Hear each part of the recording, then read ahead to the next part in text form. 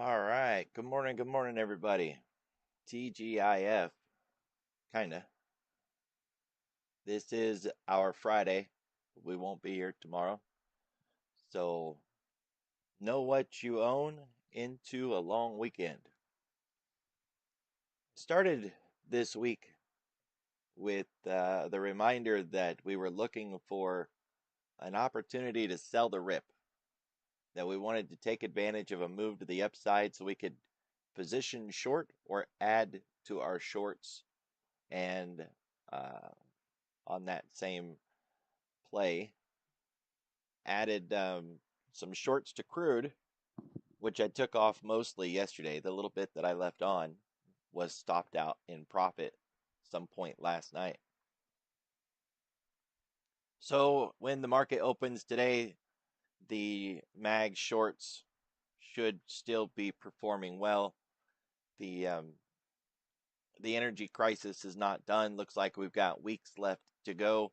And that fits the idea, right? That we're still looking to make it into the April OPEX and even likely a little beyond that before we start to look to climb our way out of this mess.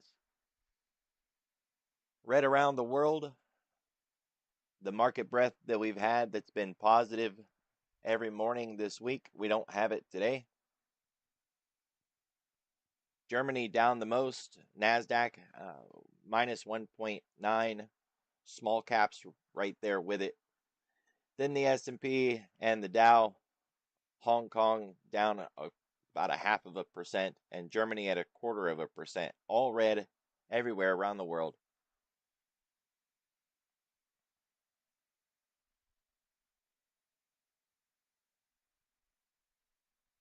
We're going to get non-farm payrolls tomorrow. Not sure how much the market's going to want to participate today, knowing that we have this looming number. And look at the number. If we was going to be here tomorrow, that is some serious drama, right? We're looking at the previous number minus 92, the anticipated number plus 59. Whenever you see wide numbers like this, expect some chaos. It's so far apart that there's going to be parties that are still thinking we're going to be negative, other parties that are thinking we're going to beat that number. There's no consensus. It's going to be all over the place. But we're not going to be here. So by the time we come back Sunday night into Monday, no telling how much drama the markets are going to see. So before we close today, take a real good look at what you own and ask yourself some serious questions. You know, what's going to happen to your portfolio if the markets drop 5% or rally 3%? Right? It doesn't all have to be negative. Really consider the threat that you're holding into this long weekend. Even though we're not getting non-farm payrolls today, we are still going to get jobs data today. We've been getting jobs data all week because it's jobs week. And we've got some Fed speakers that are going to be out there chipping their teeth. We're not really expecting anything out of them. They're not going to say anything new, right? They're all pounding the same drum and singing from the same hymn book. But of course, whenever you have a Fed speaker talking, you got to approach with at least a little bit of caution. Try to find out where they're speaking, if there's going to be reporters. Heck, find out if they're even going to be live, because some of those, quote, speaking engagements, they just pre-record it and ship it over there to be played live, right? So just because it says there's going to be a Fed speaker, don't automatically assume that there's going to be impact because of that. We have auctions today too, but not one of the more serious ones. I would never discount information, but these smaller front end auctions, they're not really what I am concerned with. So as always, just watch the clock, let them come through, play it if you get it. Otherwise, just stand aside. So we got oil on the rise, stocks are down, bonds are down. Everything's whipping back and forth again. Got the 2-year rising over 5 basis points. And the markets are messing around with the rates again. I continue to show this page because I think everybody needs to know about it. You can Google it. It's a free place. You don't have to pay for anything. You don't have to sign up for anything. Just swing by, take a look at what you want, and move on. This is the CME Group's Fed Watch. This isn't the only place where you can find this sort of data, but it is the one that I like to use. So you come over here, you pick the date that you want to look at. These dates are all FOMC meetings, and you can see what the markets are doing. What is the projection right now?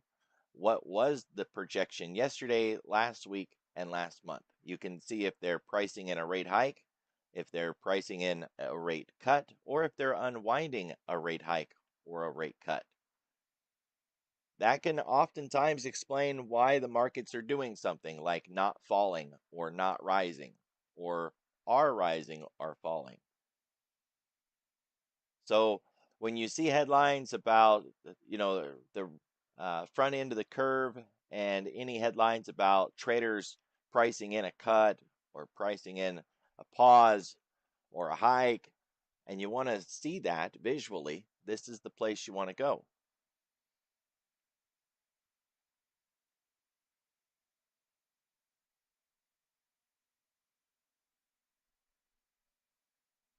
Looking at the things that are up this morning, it's what you would expect in drama.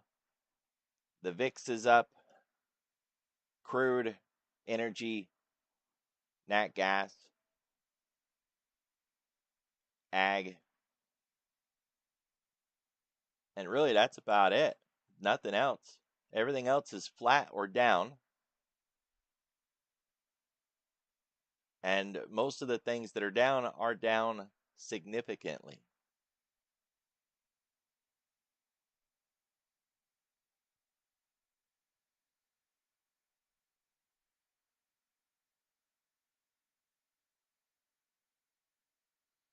WTI crude oil futures climbed above 109 a barrel, moving 8.92% intraday. Sounds like a good time to me.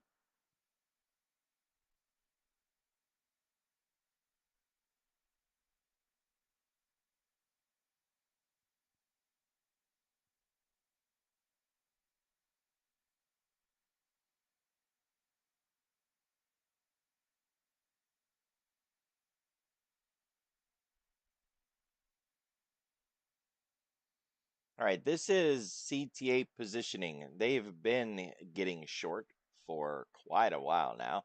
Since August of 2025, they've been reducing their position size. Then we cut through the zero line back in January. They've been negative since then. And you can see that the slope is steepening, right? This is what we refer to as the rate of change. Nothing has changed here except the acceleration on their selling.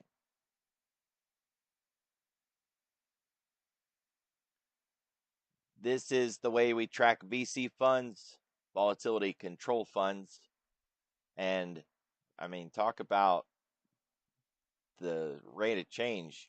That line is almost straight up and down. So we broke structure back here finally, and while it's still above zero, it's not changing yet. Not even close. They finally joined in and have started selling with CTAs, and we're really close to kicking off a new earnings season. Banks always lead that in the start of the earnings season, and then we get the Mag 7 and software behind that. Banks usually set the tone. If they have a bad earnings through the start of the earnings season, usually everybody coming in behind them is going to have it pretty rough as well. There's a lot of statistics and numbers and values that go into corporate earnings and whether or not they're expanding or contracting. And it's going to add to all of this broader negative outlook. likely. I mean, it's always possible we could get some numbers from earnings that are not negative, but I'd be a bit surprised if we did. White House risks are really low today. This is just for the scheduled risks. This has nothing to do with the president getting some free time to tweet or make comments into the public space, chit chatting with reporters or anything else that might cause some random gyrations in the market not connected to specific events. So low score, and that score can change if they decide to put anything on his docket for today, meetings in the Oval Office or, anything like that. Who knows? But for the moment, it's setting really low. So this isn't where our risk is at.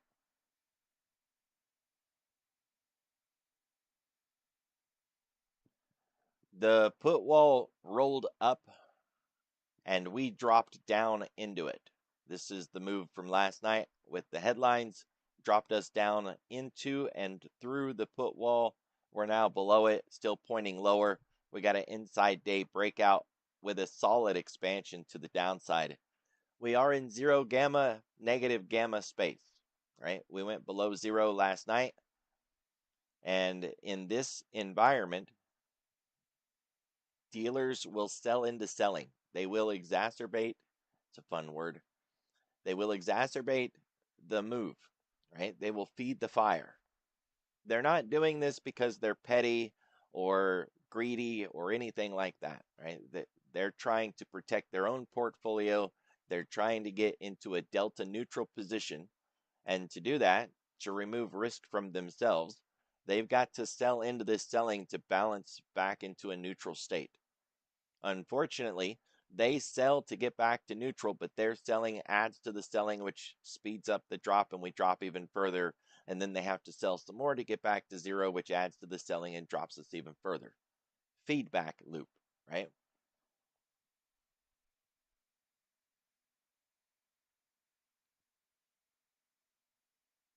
There is a truism that markets crash from oversold states. We're not oversold yet, but we do want to watch the lows from earlier this week. If we're concerned about a crash, getting to those lows would put us in an oversold state, and we can crash from there. So we're not in a crash situation yet, but it's what we need to be concerned about if we get back below 6,400 in a short period of time, like today. Overnight participation 132. The average is 50, and we're above that, but this isn't extreme numbers. If it was really nasty out this morning and the selling was more persistent, we would see 250, 350. So, 132 sounds a lot compared to 50,000 on the average, but it isn't the, chaos supreme dumpster fire that it sounds like. Nothing to see there. It's a little rough, but not enough. Yeah, I'm a poet and didn't know it.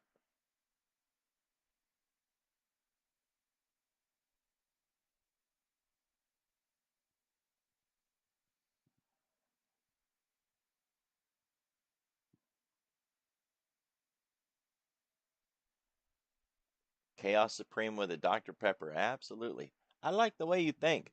I haven't had Taco Bell in a little while. Now you done did it. I know what I'm having for dinner tonight. See, that's what we do on race night. That's usually a summertime race night thing. Swing by Taco Bell afterwards.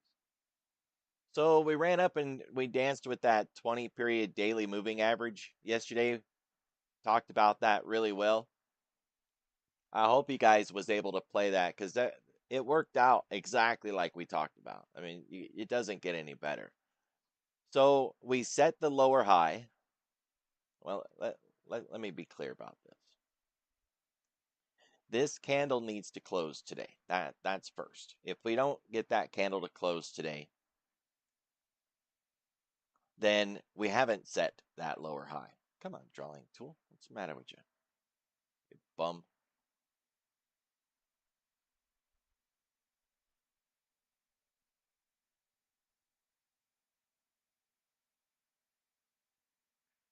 Sometimes having a multiple screen doesn't work out too well. Let's try it again.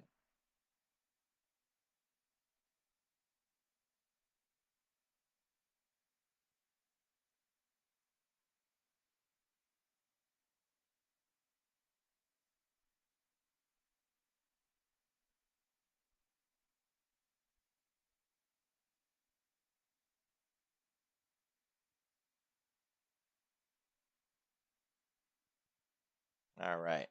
So this high that we're focused on here, we can't count it as a lower high until this bar closes. I know it's down, it's red, we broke out below yesterday's low, we're extended to the downside, but the day isn't done. And as far as we know, we'll get some headlines, some radical news, we turn around, we run it up, we break this high, and then we're higher, and then that never was our lower high. So this day needs to close before we officially say that yesterday's high was a lower high in the chain of lower highs that we've been getting all the way down, right? So let's just assume for a moment that that is our lower high. We now need to figure out what's up down here. Are we going to get an equal low, a newer low, or a higher low? I don't know. You don't know, I promise. You can guess and assume all you want, but that's what we want to focus on, is what's up with this low and how's it going to form? Or are we even going to get one? We've got a dominant bar that we want to pay attention to. It's that rally reversal bar right there. Getting through the midpoint of that offers us 63.50. Yeah, I like it.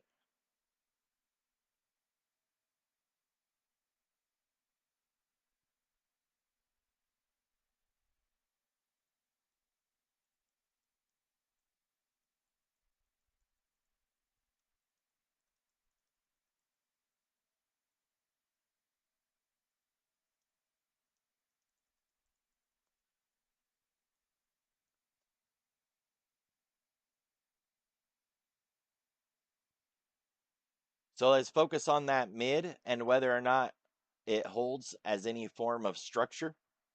If we cut below it, we'll target the low, 63.50, and since we're running 50s, once we are below 63.50, we'll begin to target 62.50. It's just the way it plays. For today, we've got that solid breakout, and we've expanded beyond any sort of 111 or 1236 of yesterday. And instead, we want to focus on our own Globex range. If we continue this extreme through the Globex session, it's likely that we see a change of pace when we get into the open, just because of wave form, right? If we go too far one way, we're very likely going to unwind some of that going the other way. That's just the way it goes. But we're not there yet.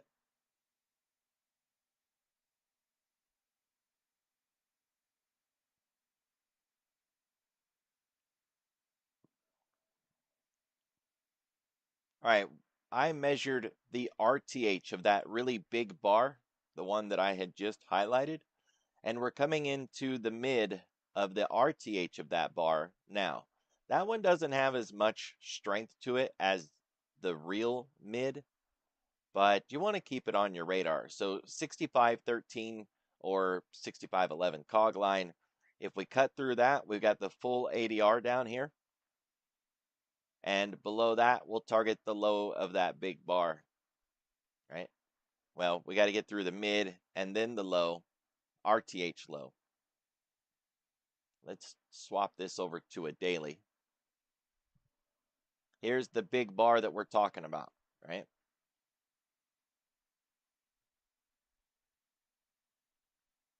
We can see the whole bar is measured top to bottom. That's the mid. Right now we're on this mid, which happens to be only the RTH, right? The regular trading hours. So we've measured that and put a half mark on it.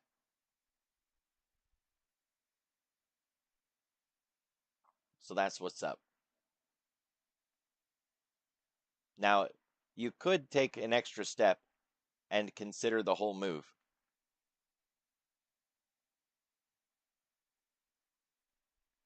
That gets you 6503. Don't really need that one, right? Because it's really close to 6500. It's not adding any value. It's just going to clutter the chart up more. 6500 has a and on it, right? It is a big round number for options. It is, and it is the mid of this whole move.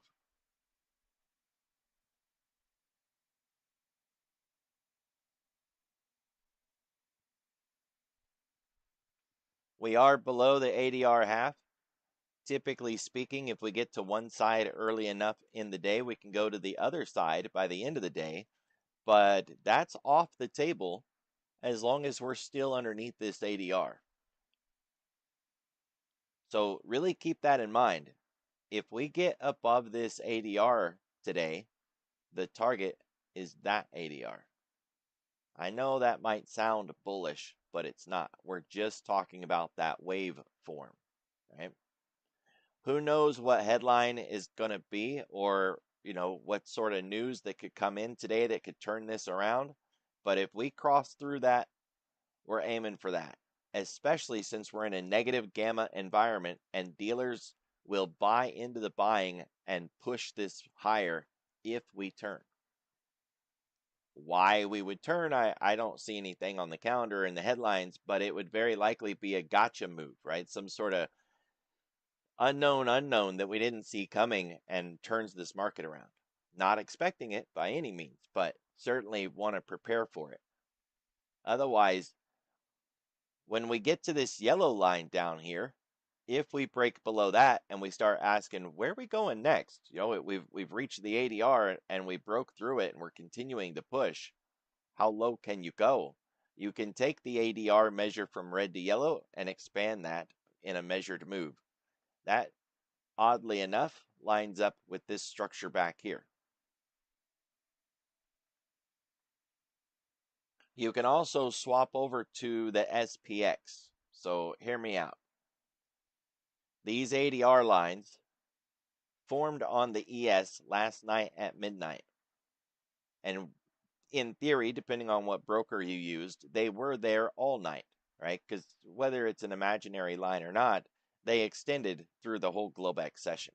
And they will extend all through our trading session. But on the SPX, the lines don't start until 9:30. So no matter how far we have fallen before 9:30, when the SPX opens at 9:30, that's when it gets its ADR lines. The ADR on the SPX is 88 points, 1.34%. So if you look at yesterday's open, once we opened in the SPX, we had our ADRs printed at that point. The ES could continue to come down, break that level, and still push lower. And we would be asking, how much farther can we push? I mean, there's no ADRs now. What are we going to hit? Well, once the SPX opens and it starts falling, that would be our stopping points. So the ES wouldn't be hitting anything. It would be the SPX that's hitting something. That doesn't always work, but it's worked more often than I'd care to admit. So once it's on your radar and you pick up on that little tidbit, it's really helpful when you have the setup. But as you can imagine, you kind of need all the conditions. We would need to get below the full ADR and continue to expand, or up, right? This could have been a bullish discussion just as easily. You got to get beyond the ADR, then you got to get the SPX to open and continue that push. The SPX had a market maker move going into the close. Want to see that at the open and see if they still have it this morning. Right now, the average options statistics is that 70 to 80% of all of the options traded on the SPX are 0-day options. That's a crazy number, right? 70 to 80%. And when it comes to how much volume the S&P has in options, you could take all the options of every single product out there combined, and it still wouldn't match the average volume in the SPX. So you could take Apple and Google and Tesla and Microsoft and everything out there that has options and add it all up. It still wouldn't match the daily average volume of the SPX options or the S&P options. So it's a massive amount of money flowing in on an intraday basis, and it can bully the market. That's why we look for those 0-day flows. It can bully the market. I'm not saying it will or that it does every day, but that much money can move markets. So one of the things that could get us to flip, intraday positioning, oddly enough.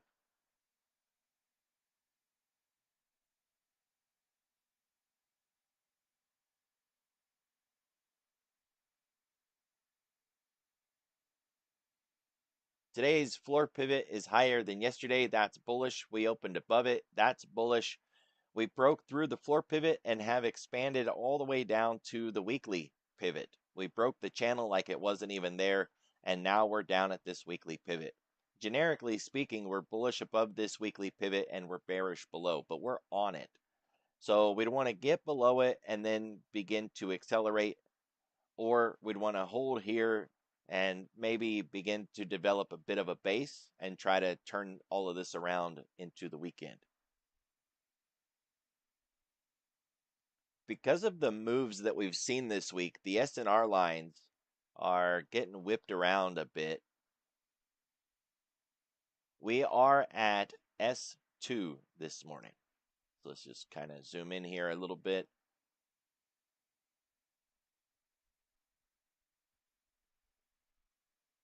This is the daily floor pivot. This is the weekly floor pivot. S1 is right here. It's a little hard to see because it's basically the weekly pivot channel, but that's S1. And S2 is right here. So we have come down into S2.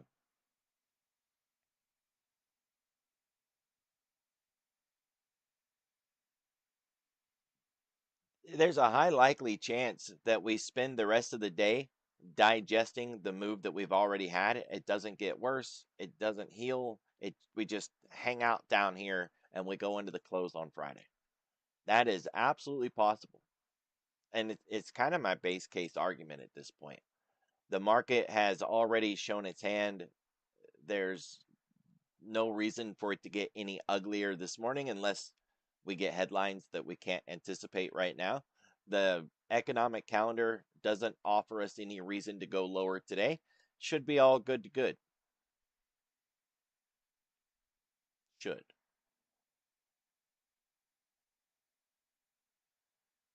If that doesn't stick and we do continue to go to the downside, we have S3 down here, 64.25. There isn't an S4, but if you talk to AI, all of these S&R lines are a math formula. And there's halves and holes. I only showed the holes, but there's actually like a S1.5, S2.5, S3.5. So you could ask AI, hey, what's the math formula for S4 and 4.5 and 5? We've hit those extremes. COVID drops or COVID moves set records that had never been set before, right? That's why we say most of the time, whatever you see on an intraday chart, it's happened before probably. Very rare does something happen on the intraday where we say, oh, wow, that's never happened before. So how far we can move on an intraday basis is pretty much set in stone. We've set some wild extremes over the years. There are lock limits on futures. We triggered them during COVID, but you're talking about a 7% move. on an intraday basis. We're not there, right? We don't have anything that looks remotely close to that. We would need headlines that at this point we have no reason to expect that we're going to see. So if the market continues this nice, neat, organized, orderly descent to the downside, there's no reason that we should be able to even reach S3, let alone expand beyond it, get below that 63.50 and push even farther than that today. No reason to expect that it's going to get that bad.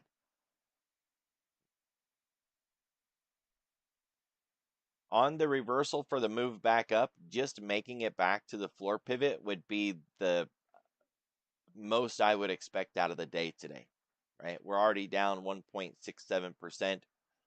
Once we get into the open, we're likely to see them monetize puts, and we'll see if that is enough to push us to the upside.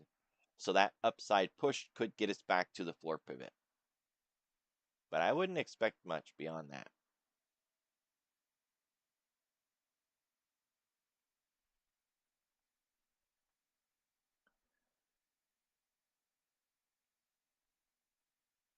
All right, we ran up into last week's point of control, got tangled up around it, wasn't able to hold above it, and now down we go again. It's also where our point of control is for this week. Got a speed bump right around this 65.50 area, as you would expect, and another one down here at the value area low.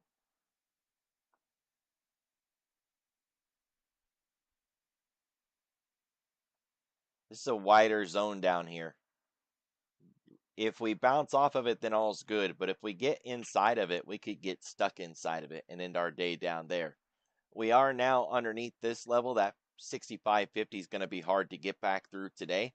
So if we do try to turn around and make a move back up, that very well could be our ceiling that we just can't get through. We already tried it once and got rejected.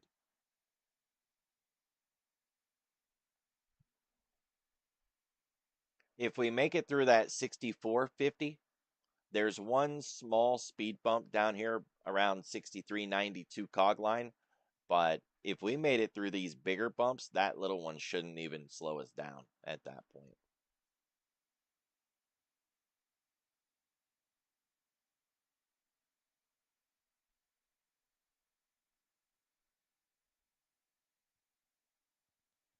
Ten-day, 30-minute volume profile in TPO. It doesn't really feel like it, but our chart is narrower now. We shaved off about 50 points on the top side. We interacted with that point of control this week, which was a good challenge when we started the week way down here. So we've hit it, left our prints on it. Now we're headed back. It is worth measuring out that distance, marking the mid. See if we can get through that structure or not, right? That's basically that Monday candle that we have already talked about. We're outside the value area. We got a little structure back here at 64.50, and other than that, it just gets thin, and we could drop right out the bottom. No new VPOC from yesterday. We've cut through that level multiple times last night, so there's just nothing there. We have the one from March 25th that it looks like we got tangled up in yesterday. Oh boy, did we actually get there? No, we missed it by a few ticks. So that gets to stay on. We'll just leave it there. It looks like a front run, right? That we got close to hitting it, backed off of it. So it's really close to that 66.50 level, and I'm sure it has nothing to do with that VPOC at all. But we didn't hit it. I'm keeping it on there. As for the Globex today, you can see that we've got a fight. If we try to turn this around now and head back up, we got all this structure up here. So you can just mark out that first hour of trading. It left quite a footprint. If we do try to turn all this around, it's going to be difficult to get through that level. And if you think about the drop, the turn, the run back up, you can see that would form us into a cup. Maybe we reject that zone, get a bit of a handle, and then a continuation to the upside. And that's if we're even able to get through this zone, because right now that's what we're working with. It seems like it wants more to the downside.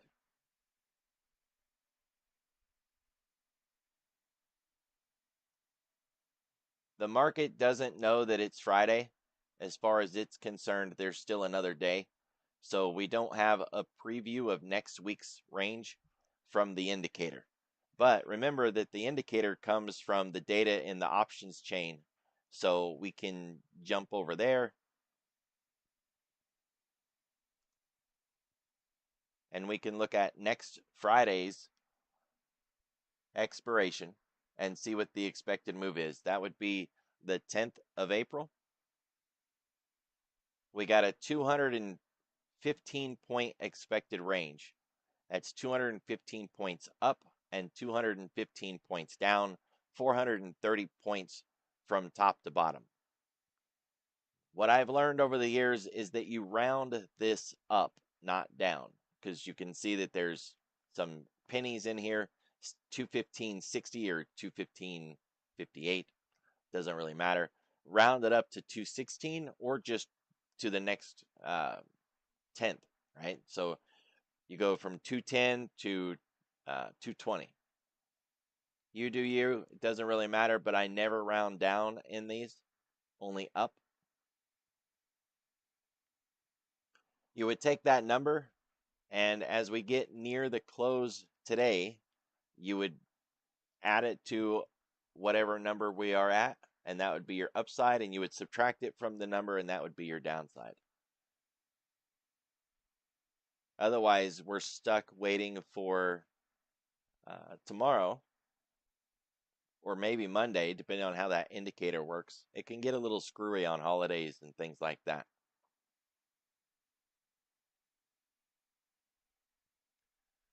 We are 2.5% below the 10-week. I mean, that feels a little negative, but we were way worse than that. Even this week, we were down below 4% this week. We're not even close to that.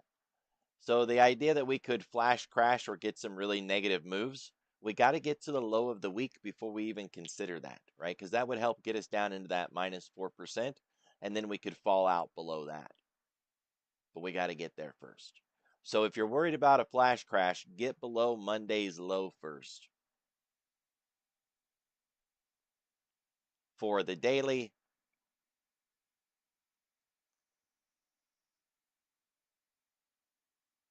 man, Jay, I'm still thinking about Taco Bell now. What did you do?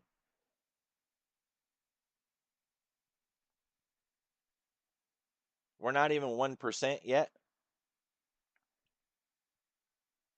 So if we're looking for, having moved too far too fast on the intraday, this week we got down to minus 3%, and that was where we flipped it and ran it back up. We are right now minus 1.7, and that's all the way up here. If we went down 2%, that would barely get us where we want to be, right? We wouldn't even be at 3%. And that would be 2% lower than where we are now. So a minus 3.7 intraday. And we would still not be low enough to get lower than this level that we set earlier this week. So unless we get some wild, crazy headline, I don't see it happening.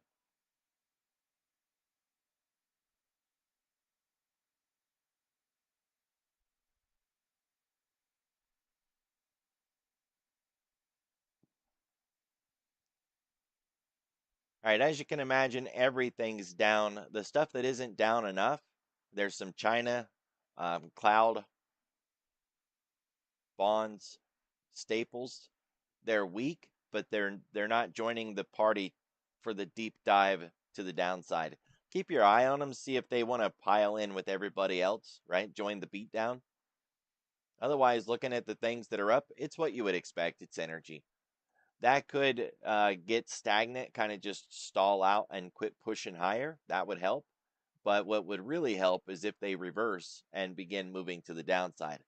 I don't think there's enough juice that's going to happen to really give us a bullish bias and be able to unwind all of this negativity today, unless it's some kind of gotcha surprise headline.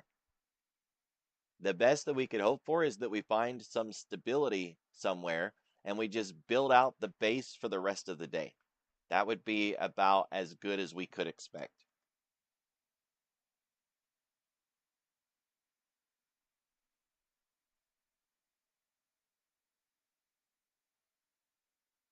So that's what I would highlight for today, guys, right? Look for that sideways base to come in, that we find a low and we're happy with it. We start to hold the line there. Maybe we turn around and try for a run back up, but I think that's asking for a bit much. Just stopping the fall and building a base along the lows is probably as good as it's going to get. We are outside the box, right? With the box being yesterday's range, and we're making the box right now as we go, pushing lower and lower. So as long as we continue to make the box and we continue to push, we're just going to keep running it level by level. For those who know my style, we're just going to run 111 and 1236 into each new expansion, and then 786 on the pullback. And we just keep running it. As long as it goes, we keep running it.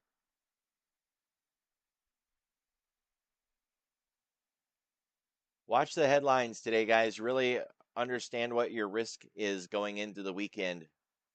Be careful, be safe. I'll see y'all next week.